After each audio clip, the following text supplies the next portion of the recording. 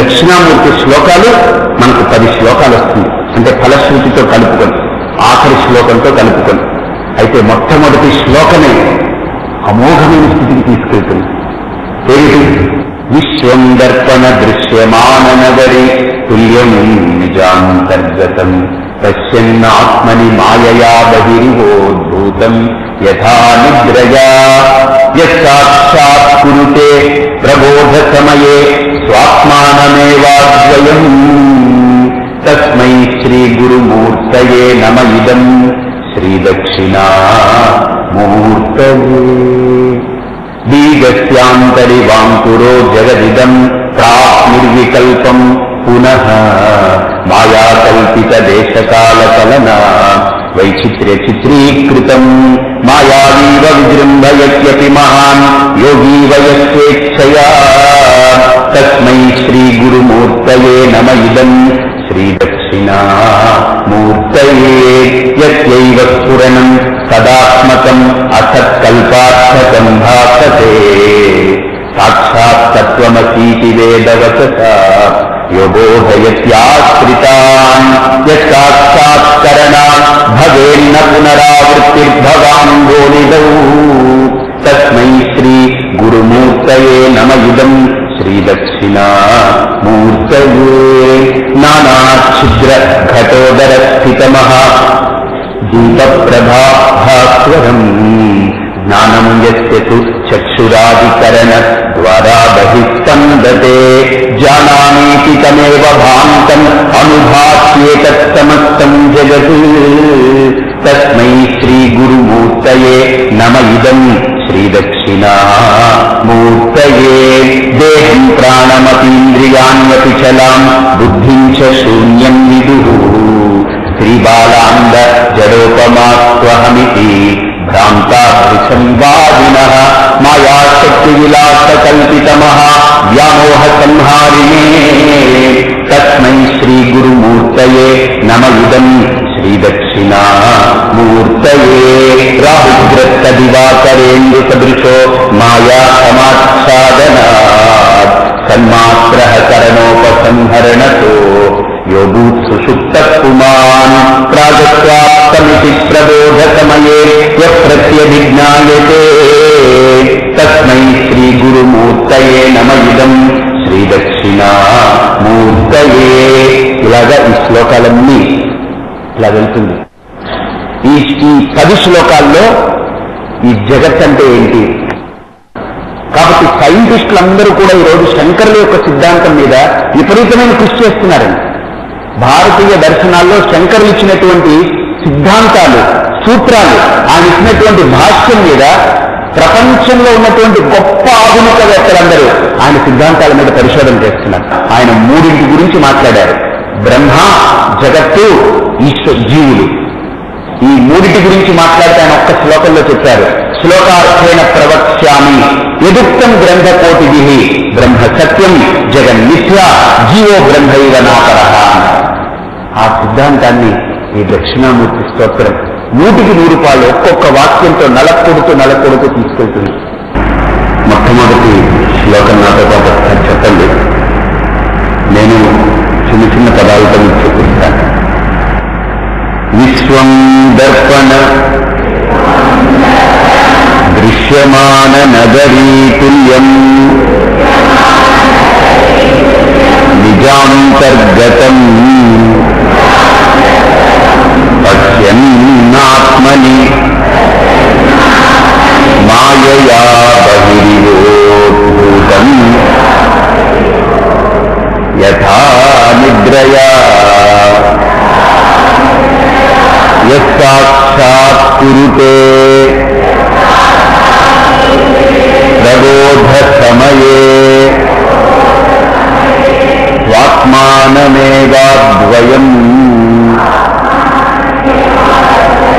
తస్మై శ్రీ గురుమూర్తయే నమ ఇదం శ్రీ దక్షిణామూర్తయే.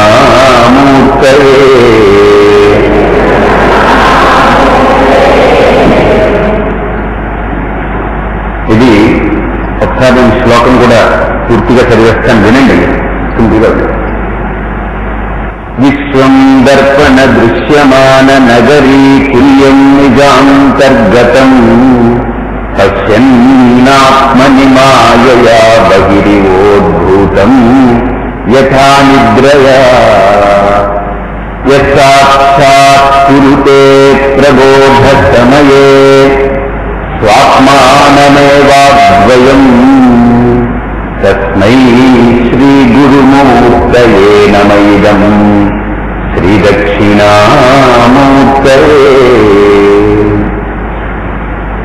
ఇక్కడ నుండి నిజ ఆత్మ విచారణ అనేటువంటిది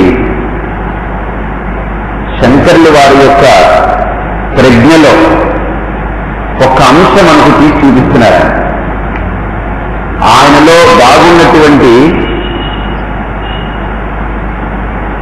అతులితమైన అంశంలో ఒకానొక అంశం మనకు దక్షిణామూర్తి స్తోత్రంతో చెప్తున్నారు. ఈ 10 శ్లోకాలు మొత్తము కూడా ఈ మొట్టమొదటి శ్లోకంలో ఆయన తీసుకొస్తారు. చాలా అద్భుతమైనటువంటి ఈ అనాలిసిస్, పూర్తిగా విచారణ. నిజంగా మామూలుగా శ్లోకానికి అర్థం చెప్పి మీకు అర్థం కాకుండా ఉండే స్థాయిలో కూడా దీన్ని చెప్పచ్చు. కానీ అలా కాకుండా ప్రతి అక్షరము మీలో ప్రకాశించాలి. అది నా తపన. ప్రతి అక్షరము మనలో ప్రకాశించాలి. అప్పుడే జ్ఞానం అనేది విచారణకు అందుతుంది. ఇక్కడ ఈ శ్లోకంలో మొట్టమొదట ఆయన ప్రారంభం చూడండి, మంగళవాక్యం విశ్వం. మీకు ఇది వింటే ఇంకోటి ఏదో గుర్తుకొస్తుంది. విష్ణు సహస్రనామం. అది ఎలా మొదలవుతుంది? విశ్వం. అయితే అక్కడికి ఇక్కడికి తేడా ఏంటంటే, అక్కడ ఈ విశ్వం ఏమిటయ్యా అని అడిగితే విష్ణు, ఈ విశ్వమే విష్ణువు అన్నాడు. విష్ణు ఎక్కడో లేడు, అలవైకుంఠపురమున అమూల స్వర్గామినని మనకు చెప్పినప్పటికీ కూడా అది ఉపాసనకు చెప్పారు. కానీ ఈ లోకంలో కనిపించే ప్రతి అణువు ఆ మహావిష్ణువే. ఇందుగలడు అందులేడని సందేహము వలదు, చక్రి సర్వోపగతుండు నీవెందెందు వెదకి చూచిన నందందే గలదు. ఆ శబ్దానికి ఆ పద్యానికి అర్థం ఏంటంటే, నువ్వు ఇది ఇది అని నువ్వు ఏదైతే ఇది ఇది అని గుర్తిస్తున్నావో, ఇది ఇది అని యద్యదిదంతయా గృహ్యతే తత్సర్వం విష్ణువు ఏవ. ఏదైతే ఇది అంటున్నావో అది విష్ణువే. ఏదైతే ఇది అని ఒక ఆలోచన వస్తే అది విష్ణువే. అది విష్ణు సహస్రనామం. దీనికి ఇక్కడ ఈయన ఏం చెప్తున్నా తెలుసండి, ఆ విష్ణు సహస్రనామాన్ని అధిగమించి ఇంకొక స్థాయి పైకెళ్ళి విశ్వం దర్పణ దృశ్యమాన నగరీ. ఎంత అద్భుతమైన స్టేట్మెంట్. నాకైతే చదువుతూ ఉంటే అలా అంతరాత్మగా అలా విచారణ చేస్తూ లోపలికి వెళ్ళిపోవాలంటే, ఖచ్చితంగా మీరు వింటే అలా లోపలికి వెళ్ళొచ్చు. విశ్వం అంటే ఏంటి? విశ్వం అంటే మన దృష్టిలో ఏంటంటే ఒక యూనివర్స్. అంటే ఇదంతా ప్యాకేజ్ ఆఫ్ ఎవ్రీ ఆబ్జెక్ట్ అన్నమాట.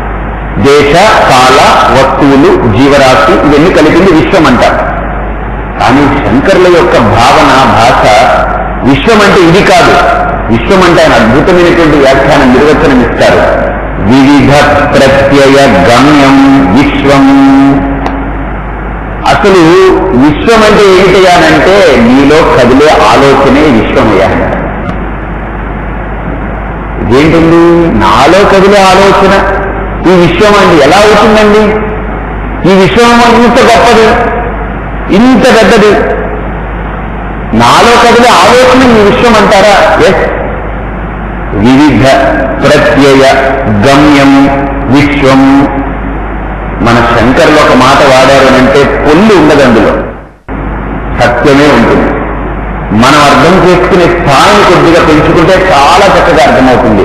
ఆ అర్థమైనప్పుడు ఇంకా ఎలాంటి స్థితికి వెళ్ళిపోతామో మనకే తెలియదు. అంత అనిర్వచనీయమైన స్థితిని ఈ శ్లోకంతో ఆయన అందిస్తున్నారు.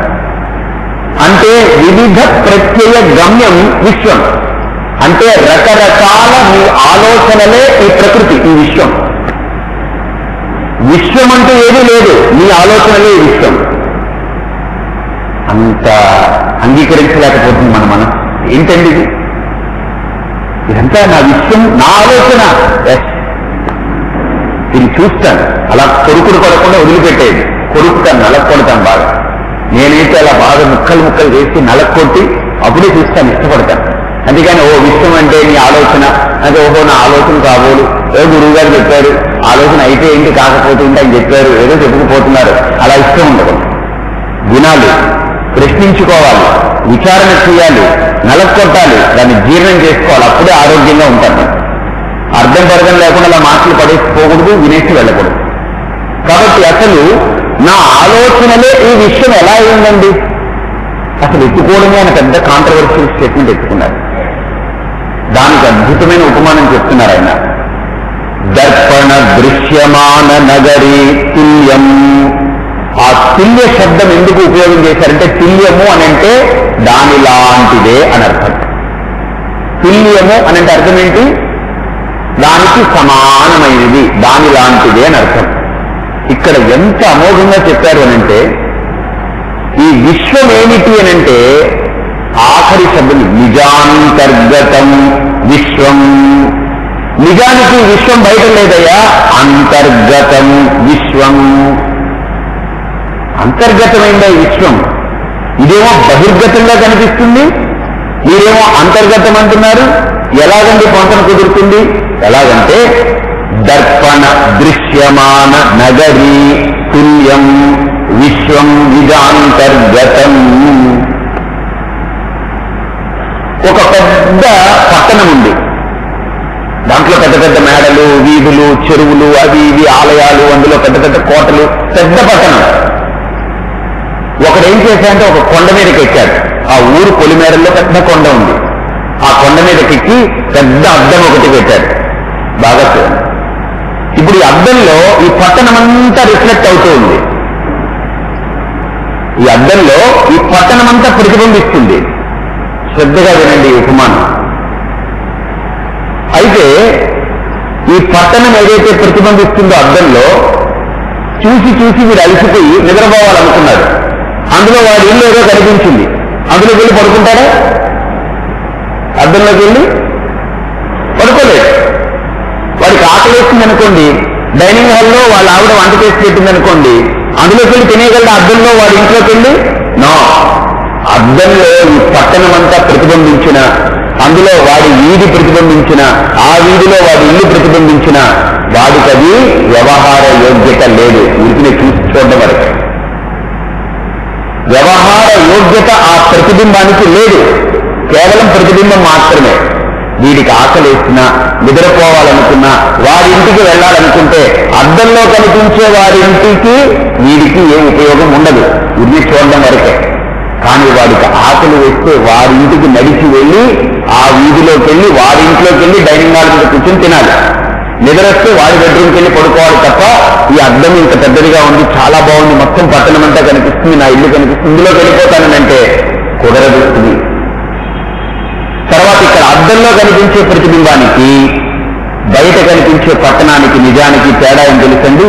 ఇక్కడ అద్దం పగిలిందనుకోండి, పట్టణం కూడా విరిగిపోయినట్టు చెదిరినట్టు ఉంటుంది, కానీ అక్కడ పట్టణం ఏం కాదు, అలా ఉంటుంది.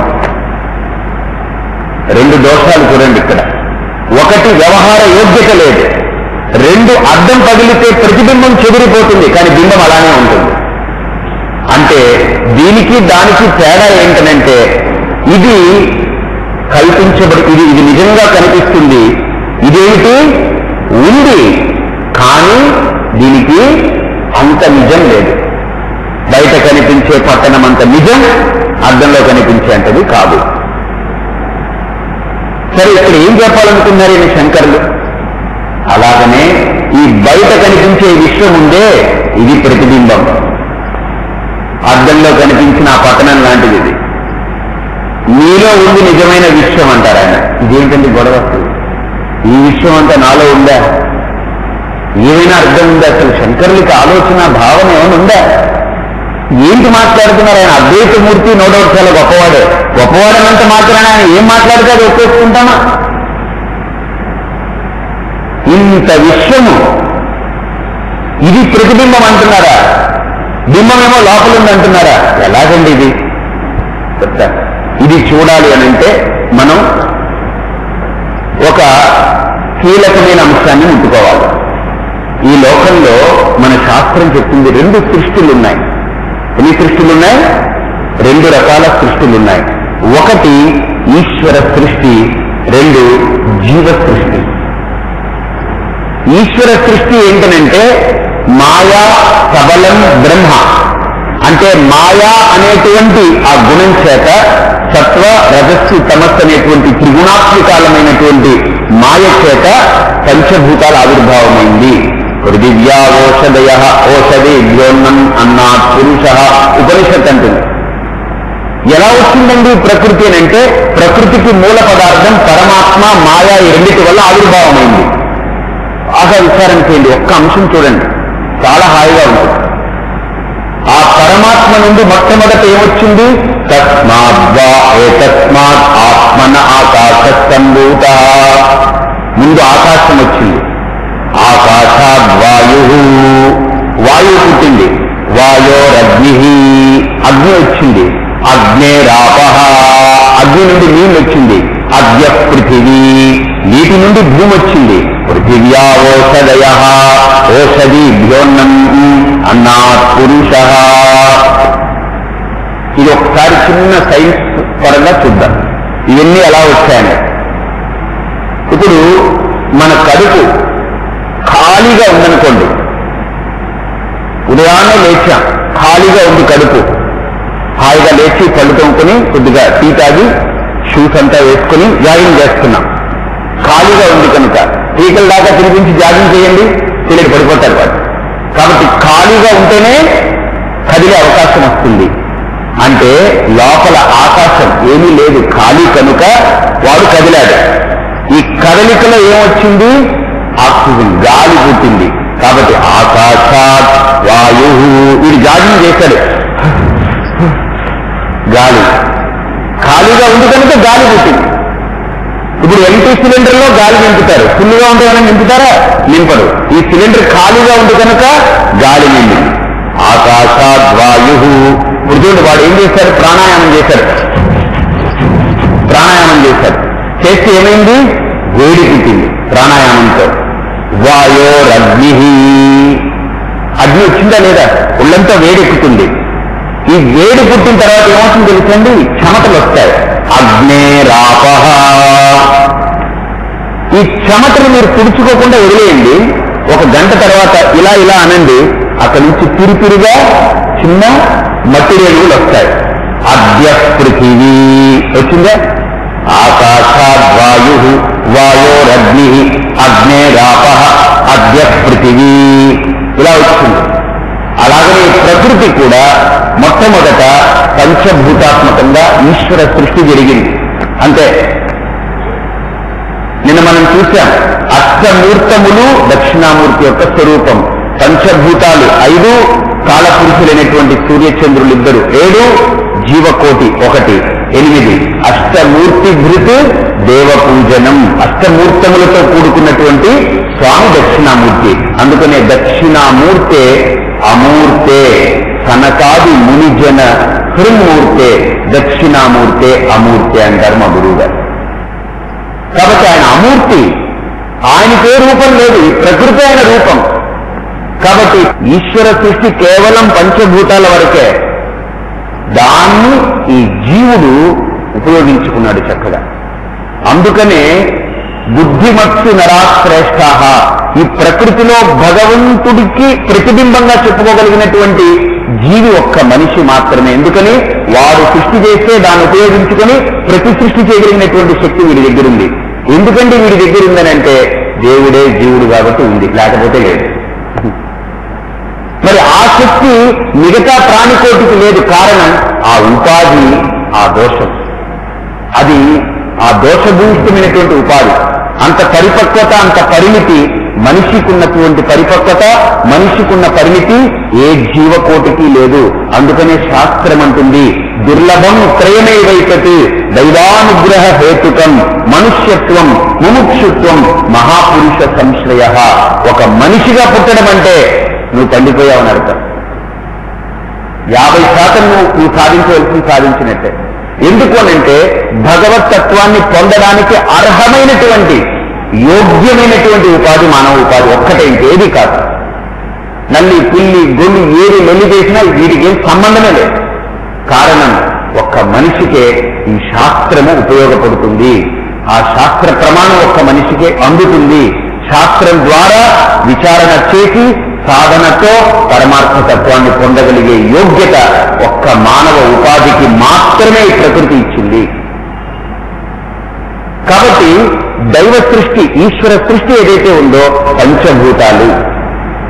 అందుకనే చాలా ఇష్టమైనటువంటి మంత్రం ఏంటంటే నమఃశివాయ అనే మంత్రం ఉంది. అదేంటనుకుంటున్నారు? పంచాక్షరి కదా. అదేంటనుకుంటున్నారు? నా నభము ఆకాశం, మా మరుతు గాలి, శి శిఖ శిఖి అగ్ని, వా వారి నీళ్లు, యా యజ్ఞం పృథివీ. కాబట్టి నభం అంటే ఆకాశం, మరుత్ అంటే గాలి, శిఖి అంటే అగ్ని, వారి అంటే నీళ్లు, యా అంటే పృథివీ. కాబట్టి పంచభూతాలే పంచాక్షరిగా చేసుకుని కూర్చున్నాడు ఆయన. అందుకనే శివుడికి పంచముఖేశ్వరుడు అని పేరుంది. విన్నారా? నేపాల్లో పశుపతినాథుకి పంచముఖాలు ఉంటాయి. ఇటువైపు ఒకటి, ఇటువైపు ఒకటి, ఇటువైపు ఒకటి, ఇటువైపు ఒకటి, పైకొకటి. దింగ్ముఖావై దేవతా, దేవతలు దింగ్ముఖులు అంటే ఒక్కొక్క దిక్కుని చూస్తూ ఉంటారు. మళ్ళీ ఈ పంక్తిముఖావై రాక్షసాహ, రాక్షసులకి ఇలా నిలువుగా ఇలా అడ్డంగా ఇలా ఉంటుంది. రావణుడికి వాడికి వీడికి ఇలా అడ్డంగా ఉంటుంది. దేవతలకి ఇలా అడ్డంగా ఉండదు. దింగ్ముఖావై దేవతా మంత్రశాస్త్రం అంటుంది. ఇటొకటి ఇటొకటి ఇటొకటి అటొకటి అటొకటి.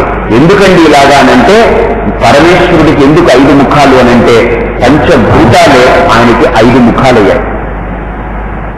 ఈ శరీరమే ఆయన ప్రకృతి. కాబట్టి ప్రకృతి శరీరమైంది, పంచభూతాలే ఆయనకి 5 ముఖాలయ్యాయి. అందుకని ఆయన ఒక్కొక్క ముఖానికి ఒక్కొక్క మంత్రం ఉంది.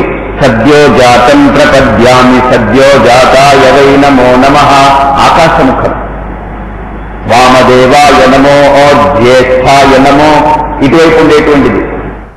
అఘోరేభ్యో దఘోరేభ్యో ఘోర ఘోరతరేభ్య అగ్నిముఖం, తత్పురుషాయ విద్మహే మహాదేవాయ ధీమహి ఇది జలముఖం. ఇటువైపు వస్తే ఈశాన సర్వ విద్యానాం ఈశ్వర సర్వభూతానాం బ్రహ్మాధిపతిర్బ్రహ్మణోధిపతిర్ బ్రహ్మా శివో మే అస్తు సదాశివోం ఇది పృథివీముఖం. కాబట్టి పృథివ్యాపస్తేజో వాయురాకాశాది పంచభూతాలే ఆయనకి పంచముఖాలు. దానికి సంకేతంగా పంచలింగాలు ఉన్నాయి. ఆకాశానికి చిదంబరం, వాయువుకి కాళహస్తి, అగ్నికి అరుణాచలం తిరువన్నామలై, జలానికి మనకు శ్రీరంగం దగ్గర జంబుకేశ్వరం అని ఉంటుంది, పృథివికి కంచిలో ఏకాంబరేశ్వరుడు. కాబట్టి పంచభూతాలకి పంచలింగాలు పెట్టారు.